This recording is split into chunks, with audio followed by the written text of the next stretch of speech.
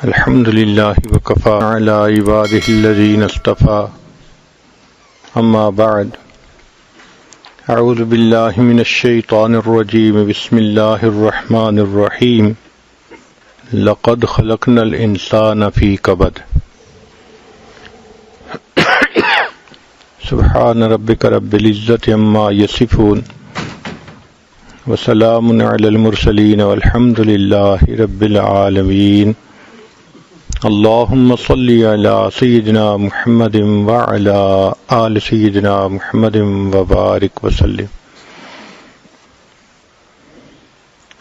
دنیا دار الفنا ہے، آخرت دار البقا ہے۔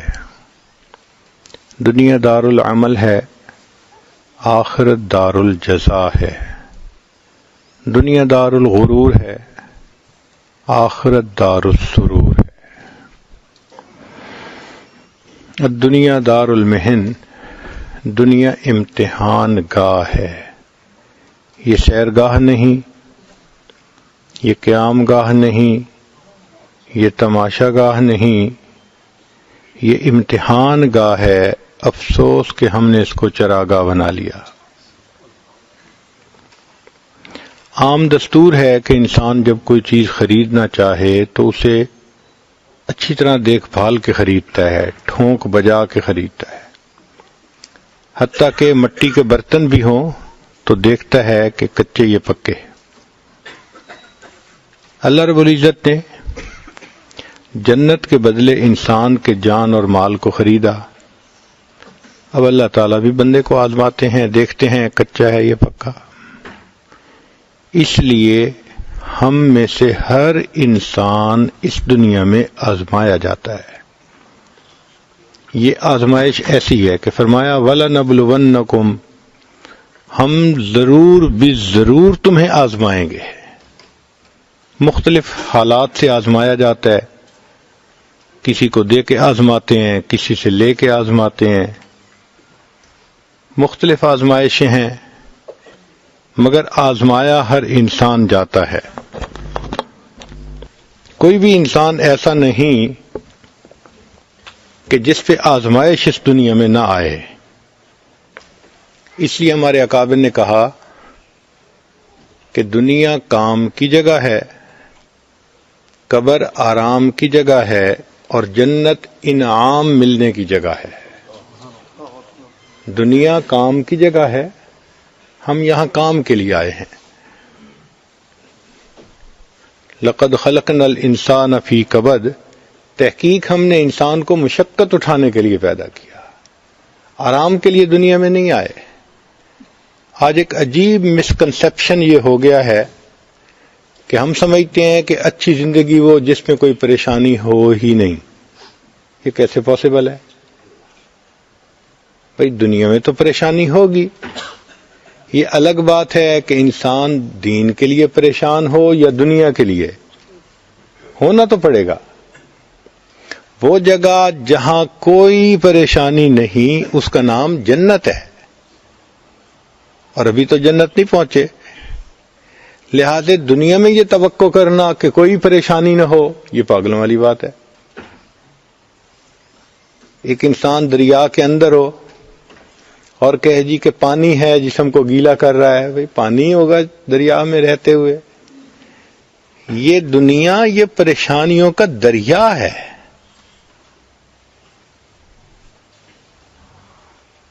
ہر بندے کو کوئی نہ کوئی تو پریشانی ہوگی صحیح۔ دری دنیا کسے بے غم نہ باشد، دری دنیا کسے بے غم نہ باشد، اگر باشد بنی آدم نہ باشد۔ اس دنیا میں کوئی بھی بے غم نہیں، اگر کوئی ہے تو پھر وہ بنی آدم نہیں ہے۔ گائے بے غم ہو سکتی ہے، بھینس بے غم ہو سکتی ہے، بکری بے غم ہو سکتی ہے، بندہ تو بے غم نہیں ہو سکتا۔ اس لیے کہ کچھ نہ کچھ تو اس کو پریشانی لاحق رہے گی۔ ہاں کچھ لوگ دین کو اپنا غم بنا لیتے ہیں، پھر اللہ دنیا کی پریشانیوں سے ان کو بچا لیتے ہیں، اور جو دین کو غم نہیں بناتے پھر اللہ ان کو دنیا کی پریشانیوں میں ڈبو دیتے ہیں۔ ایک ختم نہیں ہوتی دوسری اوپر سے، دوسری ختم نہیں ہوتی، تیسری اوپر سے. جیسے تسبیح ٹوٹے، ایک کے بعد دوسرا دانہ گرتا چلا جاتا ہے، ایسے ان پر پریشانی آتی چلی جاتی ہیں. لنگوٹ باندھ کے نکلتے ہیں روز گھر سے کہ ہم بس اس پریشانی کا حل نکال لیں گے. ایک حل نہیں نکلتا، دوسری اوپر سے آ رہی ہوتی ہے. تو دنیا میں تو یہ معاملہ ایسے ہی چلے گا. اس کا انتظار رہنا چاہیے کہ کچھ نہ کچھ تو دنیا میں انسان کو معاملہ پیش آئے گا. ہاں، فرق یہ ہے کہ جو دین کو غم بنا لیتے ہیں ان کے اوپر ظاہر میں تو پریشانی ہوتی ہے، ان کا دل پریشان نہیں ہوتا، دل پرسکون ہوتا ہے. اور جو دنیا میں لگتے ہیں ان کا دل بھی پریشان ہو جاتا ہے. اس کی مثال یوں سمجھیں، آندھی میں ایک آدمی باہر کھڑا ہے، آپ دیکھیں اس کو تھپیڑے لگ رہے ہوں گے، مٹی پڑ رہی ہوگی، اس کا حال برا ہوگا آندھی کی وجہ سے. اور ایک آدمی شیشے کے بنے ہوئے کمرے میں بیٹھا ہے، وہ باہر کا سارا تماشا دیکھ رہا ہے. دیکھنے میں اس کے ارد گرد بھی وہی آندھی ہی چل رہی ہے، مگر اس کے اپنے اوپر اس کا کوئی اثر نہیں ہوتا، وہ سکون سے بیٹھا ہوتا ہے. تو دین کی زندگی گزارنے والوں کا یہی حال کہ ارد گرد تو پریشانیاں نظر آتی ہیں، ان کا دل پریشان نہیں ہوتا. اس کو کسی شاعر نے یوں کہا، طوفان کر رہا تھا میرے عزم کا طواف، طوفان کر رہا تھا میرے عزم کا طواف، دنیا سمجھ رہی تھی کشتی بھنور میں ہے، تو کشتی بھنور میں نہیں تھی، طوفان طواف کر رہا تھا. تو جو دین کا کام کرنے والے، اللہ کے راستے پہ چلنے والے، اللہ کو راضی کرنے والے لوگ ہوتے ہیں، پریشانیاں باہر ہوتی ہیں، ان کا دل پریشان نہیں ہوتا. اور جو دنیا کے پیچھے لگتے ہیں ان بیچاروں کا دل پریشان. وہ پتہ نہیں، دین والے تو ایک دفعہ مرتے ہیں پوری زندگی میں، اور دنیا والے بیچارے روز مرتے ہیں اور روز جیتے ہیں، روز مرتے ہیں روز جیتے ہیں. یہی ان کی زندگی ہوتی ہے. اس کی مثال یوں سمجھ لیجئے، آپ ایک کھڑکی میں سے دیکھ رہے ہیں کہ دو آدمی باہر ہیں اور دونوں ٹیشو پیپر سے اپنے آنکھ کا پانی، آنسو صاف کر رہے ہیں. ایک نے بھی ٹیشو گیلے کر دیے، دوسرے نے بھی ٹیشو گیلی کر دیے. اب دیکھنے میں تو کیفیت ایک جیسی ہے دونوں کی، مگر فرق ہے. فرق یہ ہے کہ جو پہلا تھا اس کا بیٹا فوت ہو گیا تھا، اور جوان بیٹے کی وفات پہ وہ غمزدہ تھا، دل پریشان تھا، آنسو ٹپک رہے تھے، ٹیشو کو وہ گیلا کر پا رہا تھا. یہ اس کی مثال ہے. اور ایک دوسرے صاحب، وہ بھی ٹیشو سے اپنے آنکھوں کا پانی صاف کر رہے تھے، انہوں نے بھی ٹیشو گیلے کر دیے. یہ کون تھا؟ یہ صاحب وہ تھے جو فروٹ چاٹ بیٹھے کھا رہے تھے، اور سپائسی فروٹ چاٹ تھی. اب یہ سی بھی کر رہے تھے اور آنکھوں کا پانی بھی صاف کر رہے تھے، اور ایک پلیٹ کھانے کے بعد دوسری پلیٹ کا آرڈر بھی دے رہے تھے. تو اگر دیکھیں تو ٹیشو تو دونوں نے گیلے کیے، مگر ایک کا دل پریشان تھا اور دوسرا اس چیز کو انجوائے کر رہا تھا. یہ فرق ہوتا ہے کہ جو دنیا کے پیچھے لگتے ہیں ان کے دل پریشان ہوتے ہیں، جو دین کو اپنا غم بناتے ہیں وہ اس غم کو بھی انجوائے کر رہے ہوتے ہیں، ان کو اس غم میں بھی مزہ آ رہا ہوتا ہے. اس لیے نبی علیہ السلام نے ارشاد فرمایا، من جعل الہموم ہم واحدہ، جس نے اپنے تمام غموں کو ایک غم بنا لیا، ہم الآخرہ، آخرت والا غم، کفاہ اللہ ہم الدنیا، اللہ دنیا کے غموں سے اس بندے کو نجات عطا فرما دیتا ہے. اور ایک حدیث مبارکہ میں کہ نبی علیہ الصلوۃ والسلام نے ارشاد فرمایا، اللہ تعالیٰ کسی بندے پر دو غم اکٹھے نہیں کرتے اور کسی بندے پر دو خوشیاں اکٹھی نہیں کرتے. اگر تو دنیا میں غم زدہ رہا آخرت کے غم کی وجہ سے تو اللہ آخرت کی خوشیاں عطا فرما دیں گے، اور اگر دنیا میں عیاشی کی، مزے اڑائے، کوئی غم نہیں، اکھونا مٹاٹا، تو پھر کیا ہوگا؟ اللہ تعالیٰ آخرت میں اس کو غموں میں الجھا دیں گے. دو میں سے ایک غم تو بندے کو برداشت کرنا ہی ہوگا. ہاں، قیامت کے دن جب پل صراط سے گزر کے انسان آگے جائیں گے، جنت کا دروازہ دیکھ پائیں گے، پھر کہیں گے الحمدللہ الذی اذھب عنا الحزن. سب تعریفیں اللہ کے لیے ہیں جس نے ہمارے اوپر سے حزن اور غم کو ہٹا دیا. پھر غم ہٹ جائے گا، پھر اس کے بعد کبھی غم نہیں ہوگا انسان کو. اس سے پہلے تو غم ہے ہی صحیح. چنانچہ ایک بزرگ تھے، ان سے کسی نے پوچھا کہ حضرت مجھے یہ بتائیے کہ دین پہ لگا ہوا کون ہے؟ دین پہ لگا ہوا کون ہے؟ انہوں نے فرمایا بھئی دین پہ لگا ہوا وہ ہے جس کو لگی ہوئی ہے. دین پہ لگا ہوا کون ہے؟ جس کو لگی ہوئی ہے. لگی ہوئی کا کیا مطلب؟ جس کو فکر لگی ہوئی ہے، جس کو غم لگا ہوا ہے، کڑھن ہے جس کو لگی ہوئی. کس کی؟ دین کی. چنانچہ مومن کو اس دنیا میں چند غم ہر وقت ہوتے ہیں. سب سے پہلا غم کہ نیکی چھوٹ جانے کا غم.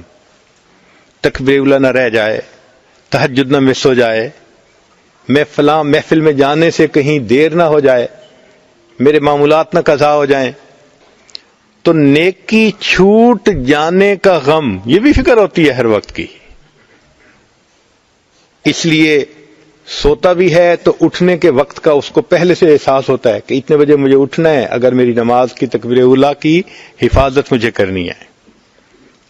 چنانچہ ایک بزرگ تھے، ایک رات ان کی تہجد قضا ہو گئی. اتنا غم تھا کہ انہوں نے بقیہ پورا سال نفلی روزے رکھے اس تہجد کی قضا کے کفارے کے طور پر کہ میری تہجد کیوں قضا ہوئی. سیدنا امیر معاویہ رضی اللہ تعالیٰ عنہ ایک مرتبہ سفر سے واپس آئے، بہت تھکے ہوئے تھے. اللہ کی شان، انسان تھکا ہوتا ہے تو پھر بے سدھ ہو کے سو جاتا ہے. ایسی گہری نیند تھی کہ اس دن تہجد قضا ہو گئی. تو جب آنکھ کھلی تو اتنا روئے، اتنا گڑ گڑائے اللہ کے سامنے کہ آج سفر کی تھکان کی وجہ سے میری تہجد قضا ہو گئی. تہجد فرض تو نہیں ہے، مگر اللہ والے جو اللہ کی محبت میں ڈوبے ہوتے ہیں وہ ایسے ہی اہتمام کرتے ہیں جیسے عوام الناس فرض نماز کا اہتمام کر رہے ہوتے ہیں. تو بہت روئے. خیر اللہ کی شان، کچھ عرصے کے بعد پھر ایسا ہی معاملہ ہوا. سفر تھا اور تھکن تھی، اور جب سوئے تو لیٹ نائٹ تھی اور پھر گہری نیند. اب سوئے ہوئے ہیں، کوئی صاحب آئے اور اس نے آ کے جگایا. بھئی آپ کون ہیں؟ کہ جی میں آپ کو جگا رہا ہوں، اٹھ کے تہجد پڑھ لیں.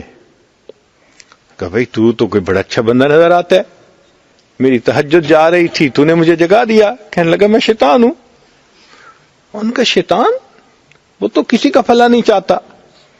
کہنے لگا بھلا تو اب بھی نہیں آپ کا کیا. انہوں نے کہا کیسے؟ کہنے لگا کہ اس طرح کہ پہلے آپ کی ایک مرتبہ تہجد قضا ہوئی تھی، اتنا آپ روئے تھے اور اتنا آپ کو دکھ ہوا تھا کہ اس غم اور دکھ پر اللہ نے سالوں تہجد پڑھنے کا ثواب لکھوا دیا تھا. آج پھر سوئے ہوئے تھے. میں نے سوچا پھر تہجد قضا ہوگی، یہ پھر روئیں گے، سالوں کا ثواب پائیں گے، تو بہتر ہے کہ میں جگا ہی دوں.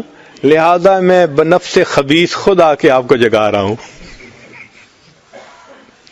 اب آپ تہجد پڑھیں گے تو ایک دن کا ثواب ملے گا، سالوں کا تو نہیں نہ ملے گا. اس کا مطلب یہ کہ اکابر اپنے عمل کے چھوٹنے پر دل سے غم زدہ ہوتے تھے.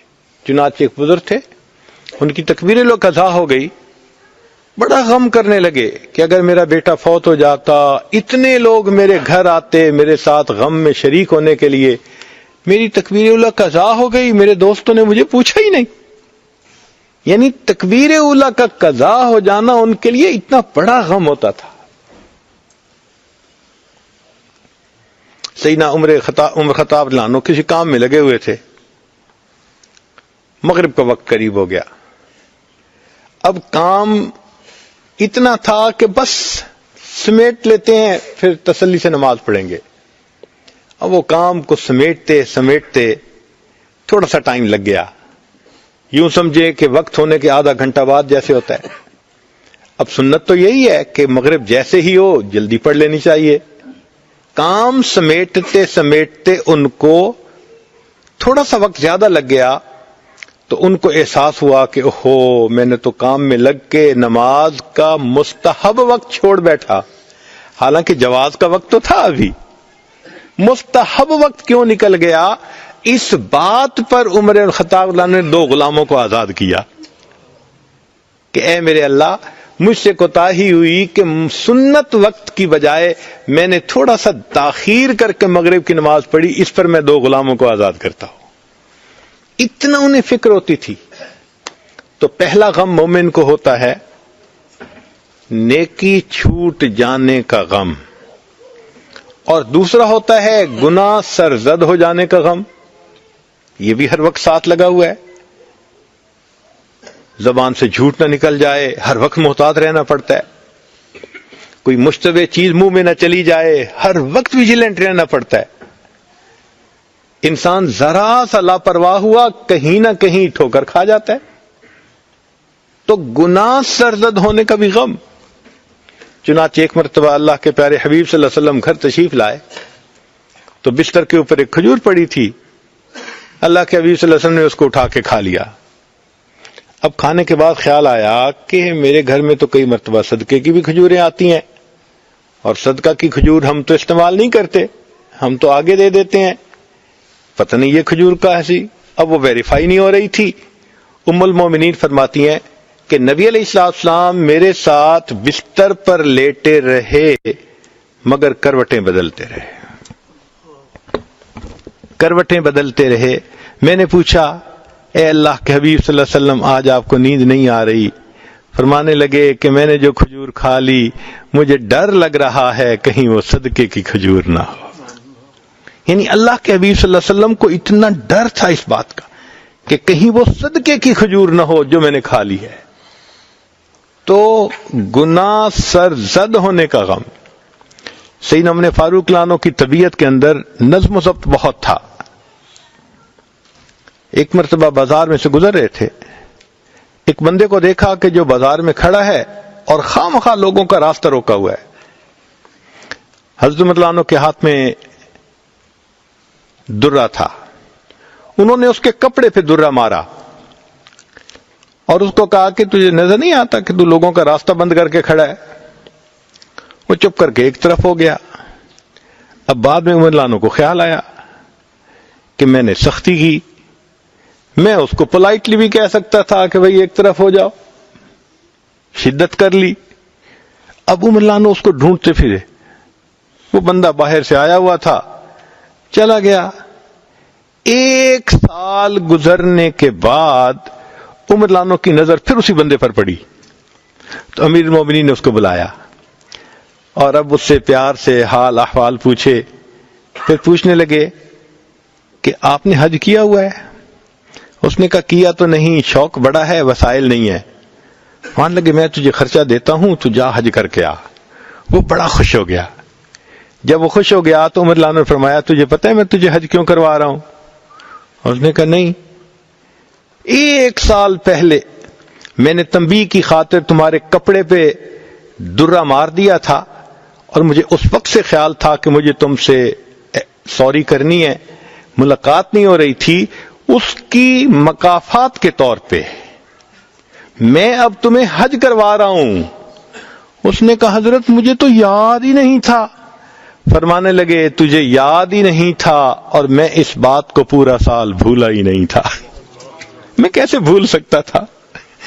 یعنی ہمارے اکابر کو اتنی فکر ہوتی تھی کہ قیامت کے دن کہیں ہم سے پوچھ نہ لیا جائے. سیدنا عثمان غنی رضی اللہ عنہ نے اپنے غلام کو بھیجا کسی کام کی خاطر. وہ کام ٹھیک کرنے کی بجائے الٹا کام الٹا کر کے آ گیا, خراب کر کے آ گیا. اب کام خراب کر کے آ گیا تو بڑا غصہ آیا کہ بھئی سمجھا کے بھیجا تھا, بتا کے بھیجا تھا. نالائکی کی، اس نے بے دھیانی کی اور کام خراب کر دیا.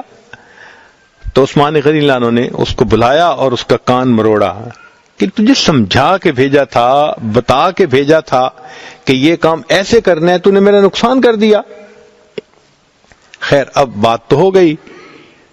کچھ وقت کے بعد عثمان غنی اللہ عنہ کو خیال آیا کہ میں نے اس کے کان مروڑے، اگر یہ قیامت کے دن مجھ سے مطالبہ کرے گا تو میں کیا جواب دوں گا. اب اس خیال کو ریزسٹ نہ کر سکے.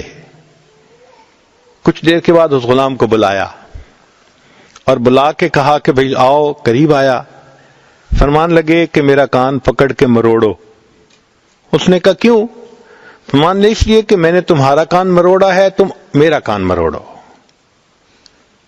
اس نے پہلے تو ذرا جھجک گیا. فرمان نے نہیں، جھجکنے کی ضرورت نہیں ہے، میں نے ایک عمل کیا ہے نا، تو سیم عمل میرے ساتھ کر لو. چنانچہ اس نے کان مروڑا. جب وہ کان مروڑ رہا تھا، عثمان غنی اللہ عنہ فرمانے لگے اور زیادہ اس کان کو مروڑ لو، میں قیامت کے دن جواب دینے کے قابل نہیں ہوں. یہ ہمارے اکابرین کا حال تھا کہ ہم سے دنیا میں کوئی کوتاہی سرزد نہ ہو جائے.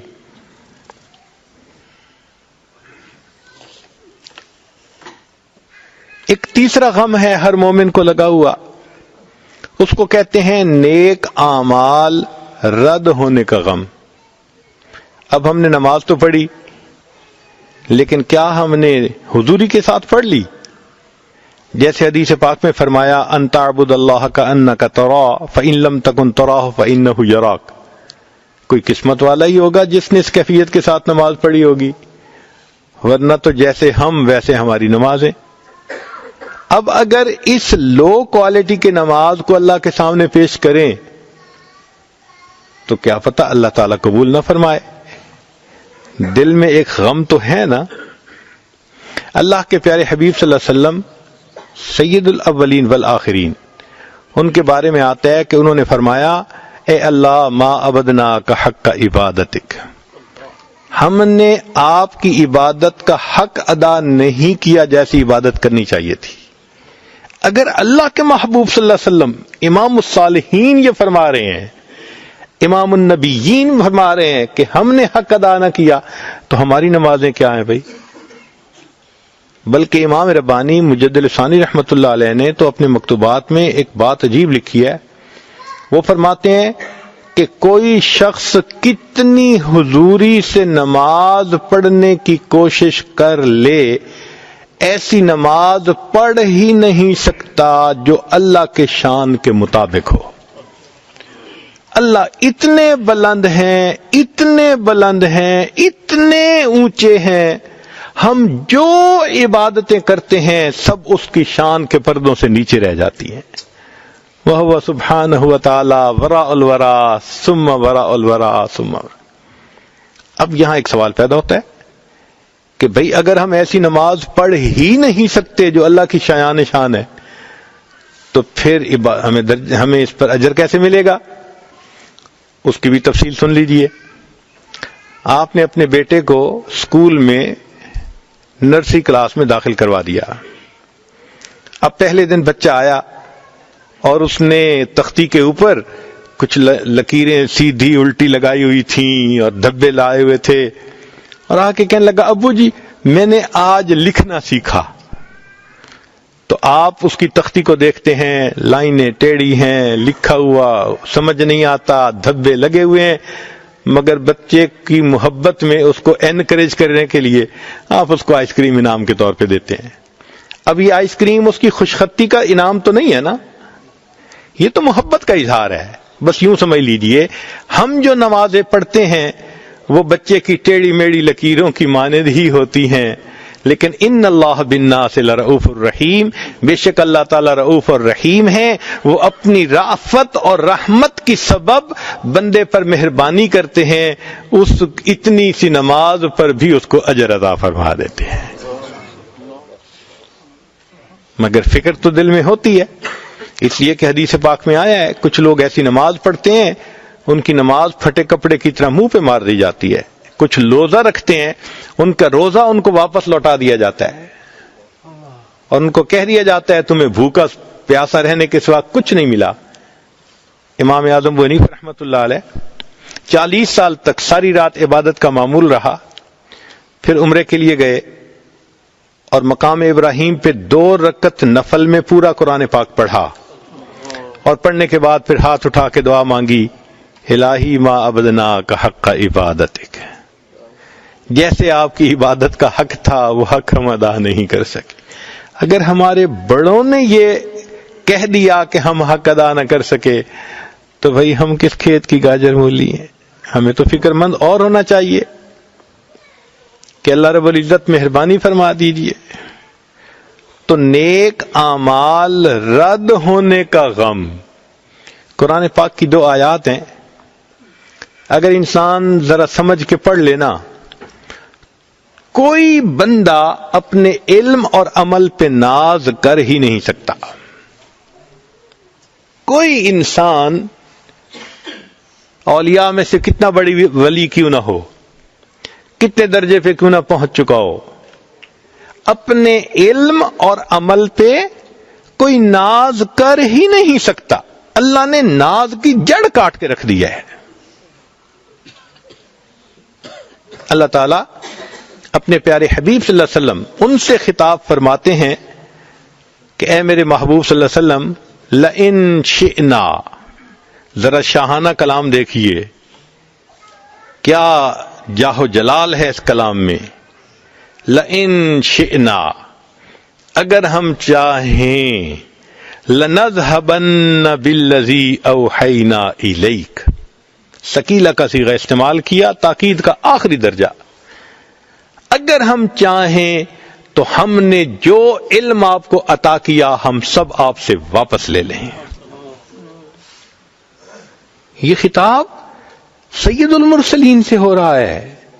اللہ کی عظمت پہ ذرا غور کیجئے۔ لئن شئنا لنذهبن بالذی اوحینا الیک، اور دوسری جگہ ایک آیت میں عمل پہ ناز کی جڑ کاٹتی، فرمایا اے میرے محبوب صلی اللہ علیہ وسلم، لولا ان ثبتناک، اگر ہم آپ کو ثابت قدمی نہ دیتے، استقامت نہ دیتے، دین پہ جمائے نہ رکھتے، عمل پہ کھڑا نہ رکھتے، لولا ان ثبتناک لقد کدت ترکن الیہم شیئا قلیلا، تو آپ ان مشرکین کی طرف تھوڑا سا مائل ہوتے، نتیجہ کیا ہوتا؟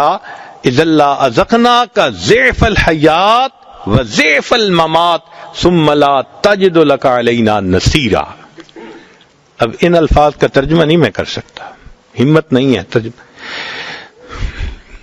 عجیب ہے یہ آیت، ہے کوئی ماں نے بیٹا جنا جو اپنے علم اور عمل پہ ناز کرے، جب اللہ اپنے حبیب صلی اللہ علیہ وسلم کو یوں خطاب فرما رہے ہیں؟ تو اس لیے جو نیکی کر رہے ہیں اس کا بھی غم کہ اب اللہ اس کو قبول فرما لیجئے، کوالٹی تو اس کی ایسی نہیں ہے، بس آپ اپنی رحمت فرما دیجئے۔ ایک چوتھا غم ہے، اس کو کہتے ہیں سوء خاتمہ کا غم، وہ بھی ہر مومن کو لگا ہوا ہے۔ کس کے پاس گارنٹی ہے کہ آخری وقت میں ایمان کے ساتھ دنیا سے چلے جائیں گے؟ کوئی کچھ نہیں جانتا اپنے انجام کے بارے میں، اللہ کو معلوم ہے۔ یہ وہ غم تھا جو ہمارے اکابر کو تھا۔ سفیان ثوری رحمت اللہ علیہ بیٹھے رو رہے ہیں، ایک دوست آئے، کہنے لگے سفیان کیا ہوا، کوئی گناہ سرزد ہو گیا؟ تو ایک گندم کا دانہ پڑا تھا، انہوں نے اٹھا کے دکھایا، کہنے لگے اللہ کی قسم میں نے اس گندم کے دانے کے بقدر بھی اپنے اللہ کی نافرمانی نہیں کی۔ قسم اٹھا کر ایسی بات کہہ دی کہ میں نے اس گندم کے دانے کے بقدر بھی اللہ کی نافرمانی نہیں کی۔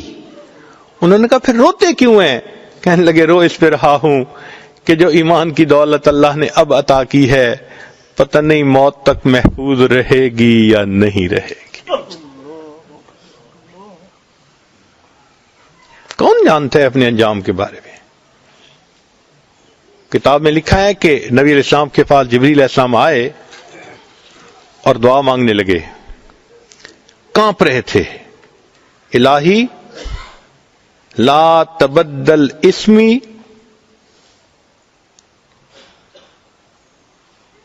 لا تغیر اسمی ولا تبدل جسمی، اے اللہ میرے نام کو نہ بدل دینا اور میرے جسم کو کسی اور کام پہ نہ لگا دینا۔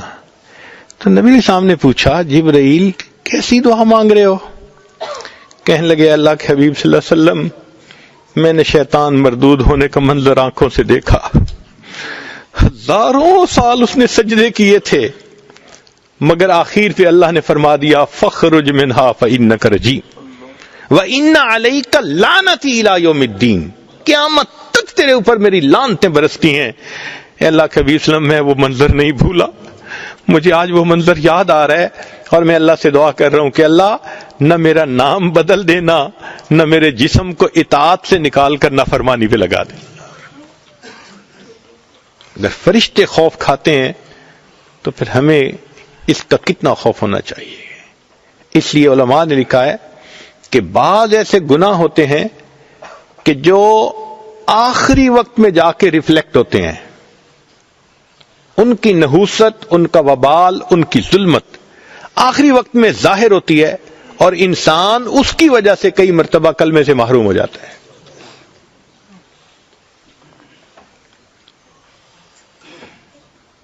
ایک مرتبہ اس عاجز نے حضرت مرشد عالم رحمت اللہ علیہ سے عرض کیا کہ حضرت میں ذرا تھوڑی عقل کا لڑکا ہوں، علم بھی نہیں، کچھ باتیں سمجھ میں نہیں آتی، اگر آپ اجازت دیں تو میں آپ سے پوچھ لیا کروں۔ تو فرمانے لگے ہاں پوچھو۔ تو سوال یہ پوچھا میں نے کہ حضرت تلبیس ابلیس میں ایک واقعہ پڑھا ہے ایک حافظ قرآن کا کہ اس نے ایک مرتبہ شہوت کی نظر کسی غیر پر ڈالی، نتیجہ یہ نکلا کہ 20 سال کے بعد قرآن پاک اس کے سینے سے نکال لیا گیا، وہ محروم ہو گیا قرآن پاک سے، بھول گیا۔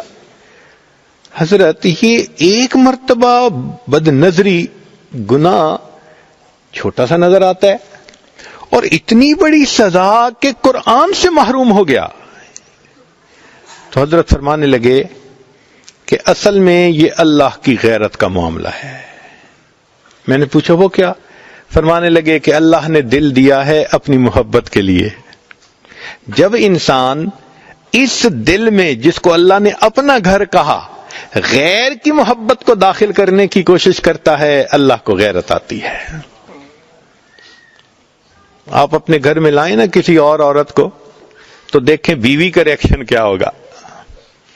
اسی طرح یہ دل اللہ کا گھر ہے، ہم اگر غیر محرم کی محبت کو اس میں لائیں گے تو پھر اللہ رب العزت کو بھی غیرت آتی ہے۔ تبھی تو فرمایا میرے بندے جو گناہ کر کے آؤ گے معاف کر دوں گا، لیکن ان اللہ لا یغفر ان یشرک بہ ویغفر ما دون ذلک لمن یشاء، شرک کرو گے نا، میری محبت میں کسی کو شریک کرو گے، میں تمہیں کبھی معاف نہیں کروں گا۔ اس کو سمجھنا ہونا تو یوں سمجھیں کہ خاوند چاہتا ہے کہ بیوی یہ کہے میں آپ ہی کی ہوں۔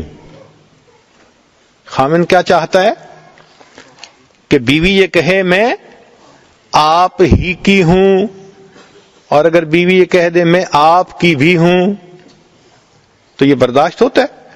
کوئی خاوند ڈائجسٹ نہیں کر سکے گا، کہے گا کبھی نہیں ہو سکتا۔ تو جس طرح خاوند اس چیز کو برداشت نہیں کرتا کہ بیوی کہے آپ کی بھی ہوں، اللہ بھی برداشت نہیں کرتے کہ بندہ کہے اللہ میں آپ کا بھی ہوں۔ اللہ کہتے نہیں نہیں، یہ کہو آپ ہی کا ہوں۔ سب محبتیں چھوڑ دی میں نے، ایک آپ کی محبت کو دل میں بسا لیا میں نے۔ اس لیے یہ جو غیر محرم کو دیکھنا یا اس سے رابطے بڑھانا، میسیجز کرنا، فون کرنا، یہ سب مبادیات زنا ہے، اور اس کا اثر پھر موت کے وقت آتا ہے۔ اللہ بھی دیکھتے ہیں نا، کہتا تھا آئی love you I miss you, چلو ٹھیک ہے، جس سے محبت کرتے تھے اسی کے ساتھ ملا کے جہنم بھیجیں گے تجھے. المرء مع من احب. اللہ اپنی محبت سے محروم کر دیتے ہیں.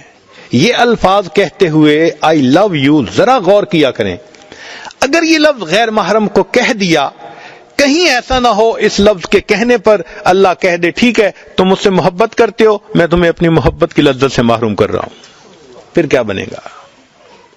تو اس لیے موت کے وقت کبھی کبھی یہ گناہ ریفلیکٹ ہوتا ہے اور انسان کا خاتمہ ایمان پہ نہیں ہوتا. حدیث پاک میں ہے کتنے لوگ ہوں گے کہ ساری عمر ان کا نام مسلمانوں کی فہرست میں رہتا ہے، آخری وقت میں ان کا نام فہرست سے نکال دیا جاتا ہے. اور قرب قیامت کے بارے میں نبی علیہ السلام نے فرمایا ایسا زمانہ آئے گا یصبح مؤمنا و یمسی کافرا. صبح اٹھے گا ایمان والا ہوگا، شام سونے کے لیے بستر پہ جائے گا ایمان سے خالی ہوگا. ایمان کیسے خالی ہوتا ہے؟ ایسے ہی تو ہوگا.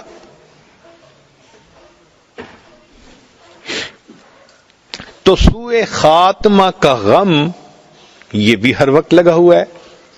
اور ایک پانچواں غم ہے جس کو کہتے ہیں اللہ کے سامنے پیشی کا غم. یہ اس سے بھی بڑا غم ہے. سلف صالحین کی زندگیوں کو ذرا پڑھ کے دیکھیں کہ کتنا ڈرتے تھے اللہ کے سامنے پیش ہونے سے.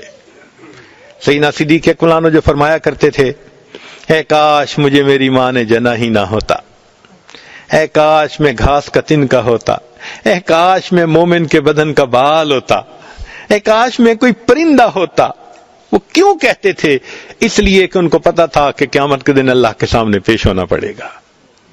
عمر لانو ایک مرتبہ فرمانے لگے اے کاش میں کوئی مینڈا ہوتا اور میرے گھر مہمان آتے اور گھر والے مجھے ذبح کر کے پکا کے مہمانوں کو کھلا دیتے اور وہ مہمان اس کا پخانہ بنا کے نکال دیتے. یہ بہتر تھا کہ مجھے اللہ کے سامنے پیش ہونا پڑے گا. اور عمر لانو کتنا ڈرتے تھے آخرت میں معاملے میں، حیرت ہوتی ہے. ایک مرتبہ حذیفہ لانو کو بلایا، فرمان لگے حذیفہ مجھے پتا ہے کہ نبی علیہ الصلوۃ والسلام نے آپ کو منافقین کے نام بتلائے، صاحب سر ہیں آپ، راز جانتے ہیں، اور مجھے یہ بھی پتا ہے کہ نبی علیہ السلام نے آگے بتانے سے منع فرمایا کہ یہ نام کسی کو نہ بتانا. حذیفہ میں نام نہیں پوچھتا کسی کا کہ کون کون منافق ہے، اس لیے بلایا ہے صرف اتنا بتا دے کہ کہیں عمر اس میں شامل تو نہیں ہے، کہیں عمر تو اس میں شامل نہیں ہے. اللہ اکبر. اور جب عمر لانو کا آخری وقت تھا، عبداللہ ابن عمر لانو اپنے بیٹے کو بلایا، بیٹے جب میری روح نکل جائے جلدی نہلا دینا، کفنا دینا، جلدی دفنا دینا. ابا جان ہم جلدی کریں گے. پھر تھوڑی دیر کے بعد بلایا، بیٹا کفن دفن میں جلدی کرنا. پھر تیسری مرتبہ جب بلایا نا تو اس وقت عبداللہ ابن عمر کہنے لگے امیر المومنین آپ مجھے 2 دفعہ پہلے فرما چکے ہیں ہم جلدی کریں گے، اتنی جلدی کیوں کر رہے ہیں؟ عجیب جواب دیا عمر لانو نے. فرمایا بیٹے میں اس لیے کہہ رہا ہوں جلدی کرنا کہ اگر اللہ مجھ سے راضی ہوئے تو تم مجھے جلدی اللہ سے ملا دینا، اور اگر اللہ مجھ سے خفا ہوئے تو میرا بوجھ جلدی کندھوں سے اتار دینا. عمر کے انجام کو تو اللہ بہتر جانتا ہے، عمر کے انجام کو تو اللہ بہتر جانتا ہے. کون جانتا ہے ہمارا کیا معاملہ ہوگا؟ آخر آدم علیہ السلام جنت میں تھے نا ایک وقت میں، پھر زمین پہ اتر آئے. ایک وقت میں عزازیل زمین کے چپے چپے پہ اس نے سجدے کیے تھے، مگر پھر اللہ کے دربار سے اس کو دھتکار دیا گیا. ایک وقت تھا نا کہ جب بلم باعور نے کئی 100 سال عبادت کی تھی، اور پھر قرآن مجید میں اللہ نے اس کو کتا کہہ دیا نا فَمَثَلُهُ كَمَثَلِ الْكَلْبِ. سینکڑوں سال سجدے کیے تھے نا آخر اس نے، اور انجام کیا ہوا؟ فرمایا فَمَثَلُهُ كَمَثَلِ الْكَلْبِ، اس کی مثال کتے کی مانند ہے. اللہ کہہ دیا یا اللہ. اس کا مطلب یہ ہے کہ کوئی بھی بندہ اپنی اس وقت کی کیفیت کے اوپر بھروسہ نہیں کر سکتا. ایک ڈر رہے گا دل میں کہ معلوم نہیں آخرت میں اللہ کے سامنے جب پیشی ہو تو پھر اس وقت کیا بنے گا. چنانچہ ہمارے اکابر ساری رات کروٹیں بدلتے تھے. شداد بن اوس انصاری کے بارے میں آتا ہے کروٹیں بدلتے تھے اور کہتے تھے اللہ تو جانتا ہے جہنم کی آگ کے خوف نے میری نیند اڑا دی. جہنم کی آگ کے خوف نے میری نیند اڑا دی. تو فرمایا کہ جس شخص کو یہ 5 غم لگے ہوئے ہیں 5 فکریں لگی ہوئی ہیں وہ دین پہ لگا ہوا ہے. پوچھنے والے نے کیا پوچھا تھا کہ حضرت بتائیے دین پہ لگا ہوا کون ہے؟ تو نے فرمایا تھا جس کو لگی ہوئی ہے. بھئی لگی ہوئی یہ 5 فکریں جس کو لگی ہوئی ہو نا وہ لگے. اب اس نے اگلی بات پوچھ لی کہ حضرت آپ جو کہہ رہے ہیں کہ جس کو لگی ہوئی ہے وہ لگا ہوا ہے تو لگی ہوئی کس کو ہے؟ تو فرمایا کہ جو آگے لگا رہا ہے اس کو لگی ہوئی ہے. جس کے دل میں غم ہوتا ہے وہ پھر جہاں بیٹھے گا وہی باتیں کرے گا, وہ دین پہ دوسروں کو لگائے گا. یہی ہوتا ہے جہاں جاتے ہیں ہم تیرا فسانہ چھیڑ دیتے ہیں. ایک ہی بات ہوتی ہے اللہ والوں کی, جہاں جاتے ہیں آخرت کی تیاری, اللہ کی محبت, دنیا سے انسان نظر ہٹائے آخرت پہ جمائے, یہی باتیں کر رہے ہوتے ہیں. چنانچہ دوسروں کو لگا رہا ہوتا ہے. ہمارے اوپر جیسے اپنی ذمہ داری ہے, اپنے اہل خانہ کی اور عزیز و اقارب کی بھی تو ذمہ داری ہے. چنانچہ نبی علیہ الصلوۃ والسلام نے چنانچہ اللہ تعالیٰ ارشاد فرماتے ہیں قوا انفسکم واہلیکم نارا, اے ایمان والو اپنے آپ کو اور اپنے اہل خانہ کو جہنم کی آگ سے بچاؤ. اب ہم اپنی بیوی کو بچوں کو بچانے کے لیے کتنی کوشش کرتے ہیں. پھر فرمایا وَأَنذِرْ عَشِيرَتَكَ الْأَقْرَبِينَ, اپنے اقربا کو بھی ڈرائیے. تو بھئی ہم اپنے رشتہ داروں کے لیے کتنی محنت کرتے ہیں. جب یہ آیت اتری تو نبی علیہ الصلوۃ والسلام نے خاندان کی دعوت کی اور ان کو اللہ رب العزت کی طرف بلایا. حدیث مبارکہ ہے کلکم راعٍ وکلکم مسئول عن رعیتہ, تم میں سے ہر بندہ راعی ہے, چرواہا ہے. اور چرواہے سے جیسے بکریوں کے بارے میں پوچھا جاتا ہے ہر بندے سے اس کے گھر کے بارے میں پوچھا جائے گا. چنانچہ خاوند سے بیوی اور بچوں کے بارے میں دونوں کا سوال ہوگا اور بیوی سے بچوں کے بارے میں سوال ہوگا کہ ان کو دین پہ لائے یا نہیں, نیکی سکھائی یا نہیں. تو اپنا غم الگ تھا, یہ اور غم بھی ہمارے سر پہ ہے. اور پھر جو دین کا کام کرنے والے ہوں ان کے سر پہ تو سب سے زیادہ غم ہوتا ہے. اللہ اکبر. اللہ تعالیٰ فرماتے ہیں فَلَنَسْأَلَنَّ الَّذِينَ أُرْسِلَ إِلَيْهِمْ وَلَنَسْأَلَنَّ الْمُرْسَلِينَ. ہمارے حضرت یہ آیت پڑھتے تھے, رویا کرتے تھے, فرماتے تھے اللہ انبیاء کو فرما رہے ہیں کہ ہم قیامت کے دن ان انبیاء سے بھی پوچھیں گے آپ نے دعوت دینے کا حق ادا کیا یا نہیں, اور ان لوگوں سے پوچھیں گے تم نے دعوت کو قبول کرنے کا حق ادا کیا یا نہیں. دونوں سے پوچھیں گے. اللہ اکبر کبیرہ. تو دین کا کام کرنے والے اور زیادہ غم زدہ ہوتے ہیں. اور ایک آخری غم امت کا غم. نبی علیہ الصلوۃ والسلام خاتم النبیین, آپ اپنی امت کا غم اس امت کے حوالے کر کے گئے. چنانچہ نبی علیہ السلام اتنے غم زدہ ہوتے تھے کہ لمبے سجدے کیا کرتے تھے, رب امتی رب امتی رب امتی, دعائیں مانگا کرتے تھے, غم زدہ رہتے تھے. ام المومنین عائشہ رضی اللہ عنہا فرماتی ہیں کہ نبی السلام تشریف لائے, میرے ساتھ بستر پر لیٹ گئے, پھر فرمانے لگے ذرینی یا اے عائشہ چھوڑ مجھے, میں اپنے رب کی عبادت کرتا ہوں. پھر مصلی پہ کھڑے ہو گئے، پھر میرے آقا صلی اللہ علیہ وسلم کی آنکھوں سے آنسو ٹپکنے لگے۔ فرماتی ہیں جیسے بارش کا پانی زمین سے گرنے کی آوازیں ہوتی ہیں، محبوب کے آنسو مصلی پہ گرنے کی مجھے ایسے آوازیں آ رہی تھی۔ یہ غم کس کے لیے تھا؟ آپ کو تو اللہ نے خوشخبری دے دی تھی، لِيَغْفِرَ لَكَ اللَّهُ مَا تَقَدَّمَ مِنْ ذَنبِكَ وَمَا تَأَخَّرَ، تو خوشخبری مل چکی تھی آقا کو، پھر اگر روتے تھے تو امت کے لیے رو رہے ہوتے تھے۔ پوری رات میرے آقا یہ پڑھ کے روتے رہے، ان تعذبہم فإنہم عبادک وإن تغفر لہم فإنک انت العزیز الحکیم۔ تو محبوب صلی اللہ علیہ وسلم کو امت کا غم تھا۔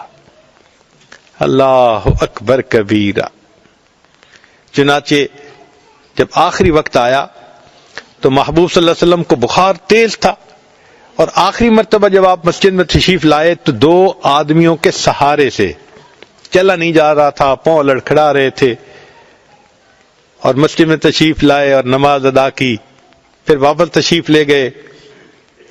تو اس کو کسی نے اشعار کی شکل میں لکھا، ہم نے اس میں تھوڑی سی ترمیم کر کے، کچھ ترتیب کو ٹھیک کر کے حدیث کے مطابق بنایا، تو آج آپ کے سامنے سناتے ہیں کہ بھئی اس وقت نبی علیہ الصلوۃ والسلام نے کیا گفتگو فرمائی۔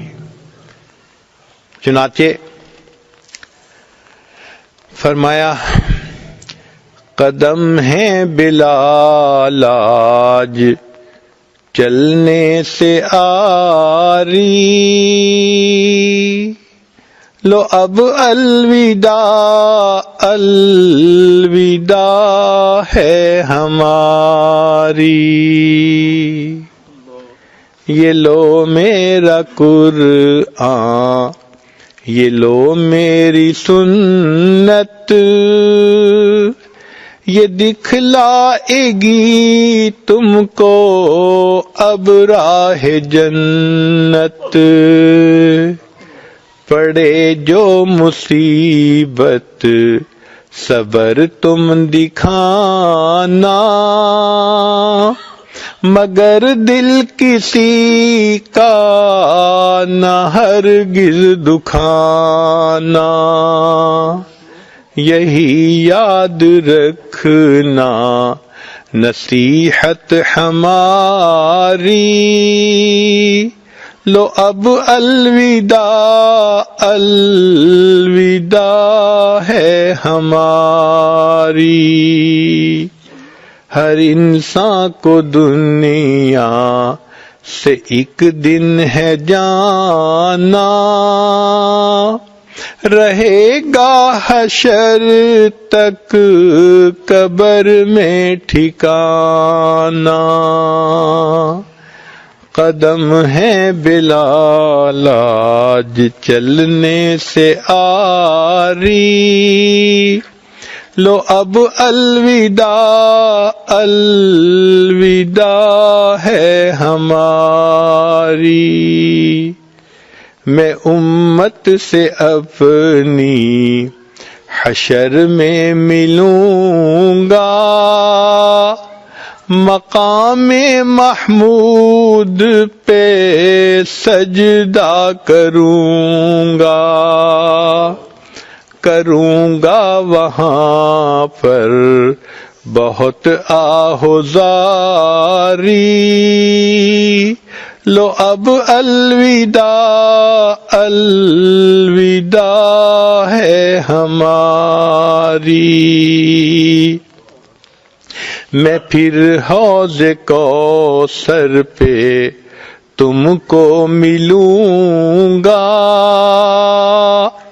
میں امت کو پیاسی رہنے نہ دوں گا، میں پھر حوض کوثر پہ تم کو ملوں گا، میں امت کو پیاسی رہنے نہ دوں گا، بجھاؤں گا تشنا لبی کو تمہاری،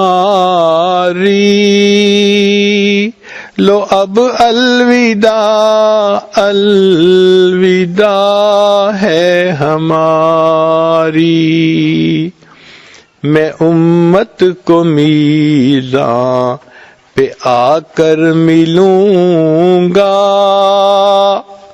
گناہوں کے پلڑے کو جھکنے نہ دوں گا، جھکاؤں گا پلڑا نیکی کا تمہاری، لو اب الوداع الوداع ہے ہماری،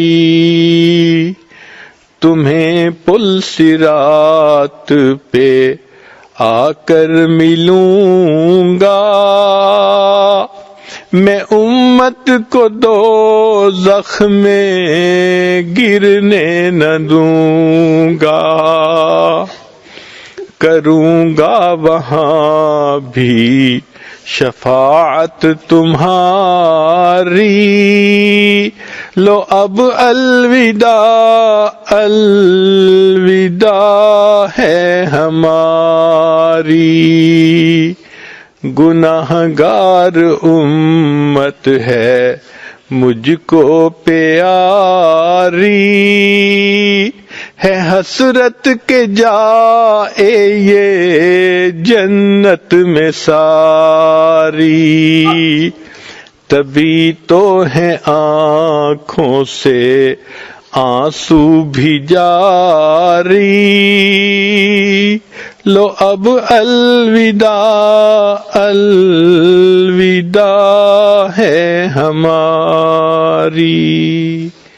تو اللہ کے پیارے حبیب صلی اللہ علیہ وسلم کو امت کے ساتھ اتنی محبت تھی، چنانچہ سیدہ شریکہ رضی اللہ تعالیٰ عنہ فرماتی ہیں کہ جب نبی علیہ الصلوۃ والسلام کو آخری وقت میں بخار ہوا تو وہ بہت تیز تھا، حتیٰ کہ اوپر جو کپڑا ڈالا گیا تھا اس کپڑے کے اوپر سے گرمی محسوس ہو رہی تھی۔ تو میں حیران تھی کہ اتنا بخار تو کبھی کسی کو نہیں دیکھا ہوتے ہوئے۔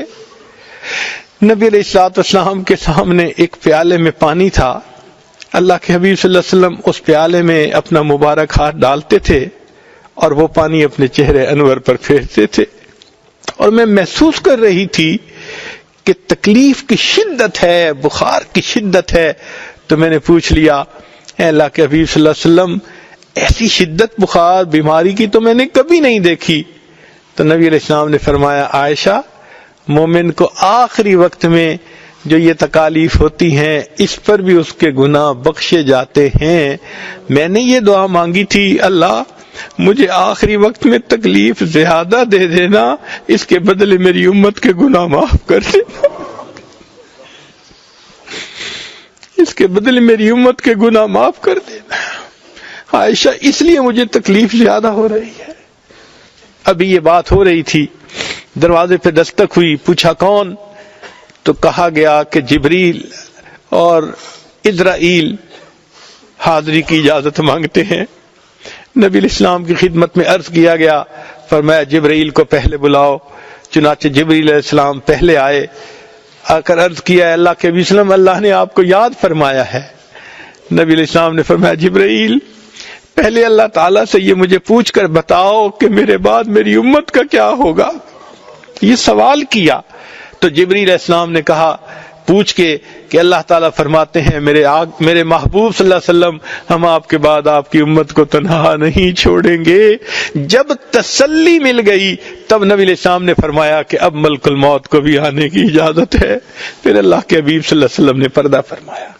اللہ کے محبوب صلی اللہ علیہ وسلم جو امت کے لیے اتنا غم زدہ تھے، آج سوچنے کی بات ہے کہ کیا اس غم کو ہم نے بھی کچھ بانٹا ہے؟